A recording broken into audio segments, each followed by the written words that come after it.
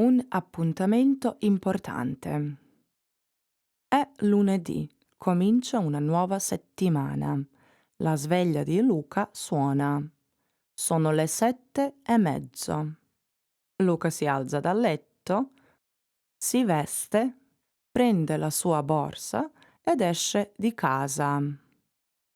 Come ogni mattina, prima di andare al lavoro, Luca va al bar Italia che è proprio vicino alla Piazza di Spagna. È un bar piccolo, ma molto carino. Non c'è mai molta gente ed il caffè è ottimo. Di solito Luca preferisce andare in piedi, ma questa volta decide di andare in Vespa. Mette il casco e corre attraverso la città. Passa uffici, negozi e belle piazze romane ed arriva al bar alle 8 in punto. Parcheggia la sua Vespa ed entra. Al barista. Buongiorno Luigi. Ciao Luca, un caffè come al solito? Grazie. E prendo anche un cornetto alla Nutella. Oggi non ho fretta, c'è la mia Vespa fuori, quindi sicuramente arrivo al lavoro in tempo. Mentre Luigi fa il caffè, Luca parla. Oggi ho un appuntamento importantissimo. Vengono alcuni soci d'affari da Londra. Luigi mette il caffè al banco. Luca beve il suo caffè in 2 sorsi. E mentre mangia il cornetto, scusa, mi fai un altro? Luigi fa il secondo caffè. Non lo so, loro sono tutti gli uomini seri, con molta esperienza. E beve il secondo caffè. E io ho solo 24 anni e lavoro solo da 1 anno. Oh, accidenti, ho paura. Non preoccuparti, Luca. Sei un ragazzo bravo e intelligente. Mentre parla, Luca dimentica che tempo passa velocemente. Scusa, ma a che ora inizia l'appuntamento? Alle 9, perché? Sono le 9 meno un quarto. Oh Dio mio, sono in ritardo. Ti pago domani. Ciao Luigi. Ok, allora cominciamo con le nuove parole. Nuovo is new. Settimana is week. Il fine settimana is weekend. But we also say il weekend. So it's, I guess, an easier option. Il fine settimana or il weekend. La sveglia is alarm clock. Mettere la sveglia is to set the alarm. La sveglia di Luca is Luca's alarm clock. Alzarsi, to get up. Letto is bed. Andare a letto is to go to bed, to sleep. Vestirsi, to get dressed. We've already had prendere, to take. Uscire di casa, to leave home. Ogni is every. Allora, ogni mattina is every morning. Ogni giorno, every day. Ogni pomeriggio, every afternoon. Ogni sera, every evening. Prima is before, earlier, first. Prima di andare, before he goes. Va is from the verb andare, as we've already mentioned in the previous chapter. It means to go. Il bar, you know it, is bar or coffee shop. You know, a typical Italian bar serves coffee, soft drinks, alcohol, and snacks. And typically, you take your beverage standing at the counter, al banco. You can also sit, because even the smallest bars have a couple of tables. But in that case, you risk revealing yourself as a tourist, and there is a possibility that you will be charged more if seated. It really depends from bar to bar. Usually those in smaller towns don't charge extra for sitting at the table. Anyhow, there are posted prices al banco, meaning the price for beverages consummated at the bar or at the counter, and al tavolo for those consummated at the table. Ok, andiamo avanti con le parole. Proprio, just, really. Vicino a is close, near. Vicino alla casa, near the house. But il vicino di casa is neighbor. Yeah, that's interesting. Then Piazza di Spagna. It's, of course, a famous Roman piazza, or square, just at the bottom of the Spanish Steps. Beautiful piazza. Piccolo is small. Mai is never or ever. La gente, people. Di solito, usually. Preferisce is from the verb preferire, meaning to prefer. Andare in piedi, to walk, to go on foot. Il piede is foot. Questa volta, this time. Questo, we've already talked about it. This or that. Then, decidere, to decide. La Vespa is Vespa, an Italian make of scooter, but it actually means wasp. Other than Vespa, of course, Italians use all sorts of means of transportation, so why don't you check out the appendix section 5? Now let's move to the next word. Mettere, to put, to place, to set. Il casco, helmet. Correre, to run. Attraverso, across, through. La città is city, and remember that in the plural, the noun città doesn't change, only the article. La città, le città.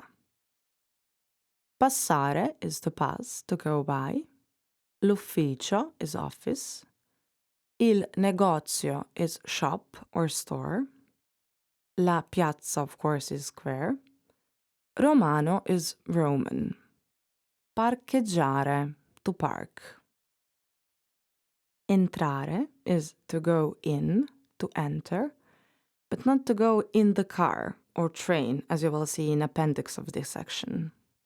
Il barista is barman, bartender, and la barista is barmaid.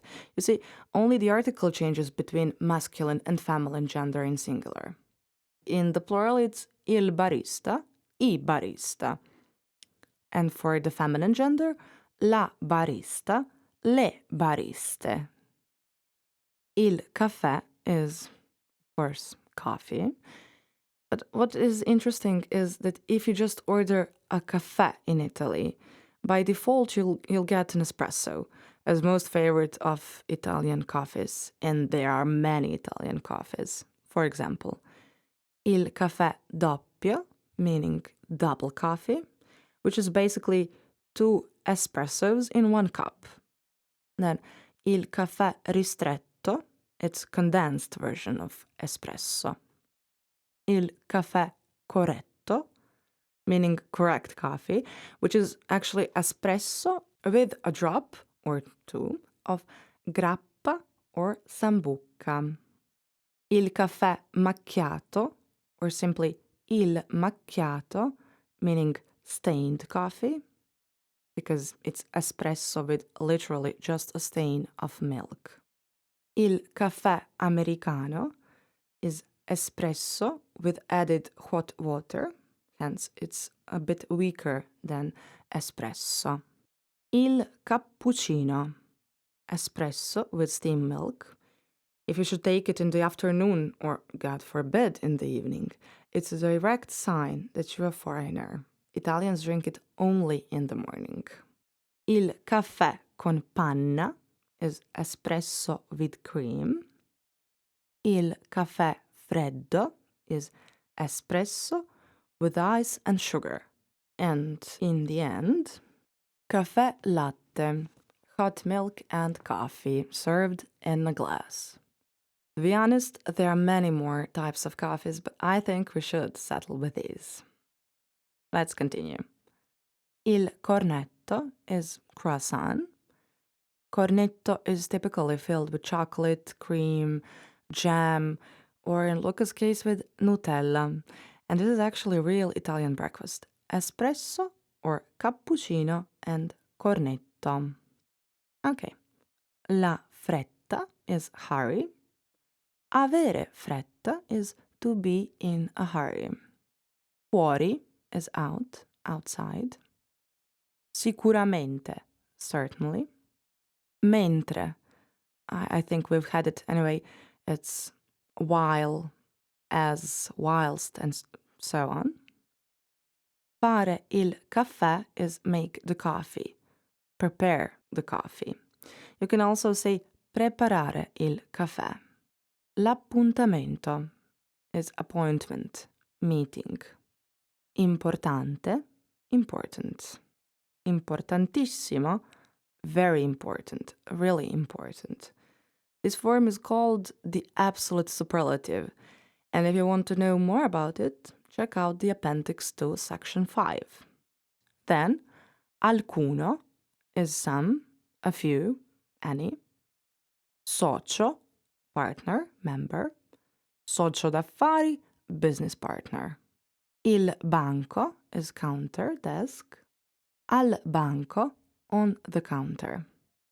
Il sorso is sip or drop.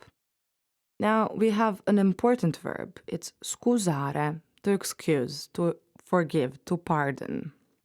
It's heard very often in forma di cortesia or polite addressing.